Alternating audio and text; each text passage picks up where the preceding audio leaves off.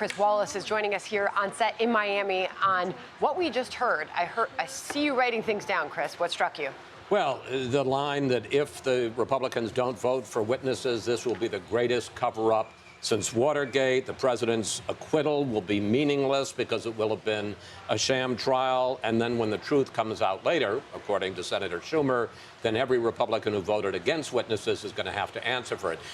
I actually think that every side is going to come out a winner in this. And let me briefly explain, Sandra. I think the Republicans or the White House will be winners because the president will be acquitted and the trial to remove him from office will have failed. I think the Democrats, who knew they were never going to get the president removed, will be able to argue, just as Schumer did, from now until November, that this was a cover-up and that all the Republican senators who were up for re-election in 2020 were part of that cover-up. And I think that John Bolton is going to be a benefit because he's going to have gotten untold free publicity for his book. So it's a little cynical, but I kind of think that this thing is going to end up with all sides getting what they wanted. Really interesting analysis there. I want to read a chunk of Lamar Alexander's statement because you heard at times Chuck Schumer directly quoting him and at times paraphrasing him. But he ultimately said, let's let the people decide what they saw and what they heard through this process. He says the question then is not whether the president did it, but whether the United States Senate or the American people should decide what to do about what he did. I believe that the Constitution provides that the people should make that decision in the presidential election that begins in Iowa on Monday. And here we are. If this does go up for an up or down vote tonight, and this ends with the acquittal of the president, off we go. Oh, well, off we go in any case. But yes, and you know, we obviously have paid precious little attention to Iowa because this has been so consuming.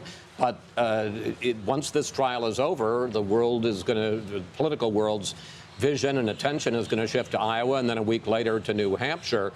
There was another thing that Lamar Alexander said in explaining his vote yesterday. He basically said, even if everything that the Democrats allege is true, that the president did, and he indicated that he thought the call was inappropriate, but even if everything that the president did with regard to President Zelensky of Ukraine was true, it didn't rise to the level of an impeachable offense. And I think that's been a fairly strong argument for the Republicans all along. Look, maybe the call wasn't perfect, as the president contends.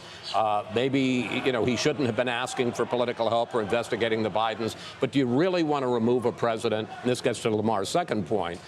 Do you really want to remove a president, 8-9 months before an election? He went on in a statement to question the precedent that this would set if you were to vote yes on that. Well, let's end Super Bowl because we are sitting in beautiful, sunny Miami, South Beach. You sat down on the set a moment ago, Chris, and you said, this is unbelievable. The Fox compound, I mean, there's a Ferris wheel out here. Crowds are gathering. There are also Hall of Famers walking around like ants at a picnic. I mean, I had spent some time with Brett Favre. You said I was starstruck. Indeed, I was. I've seen others here.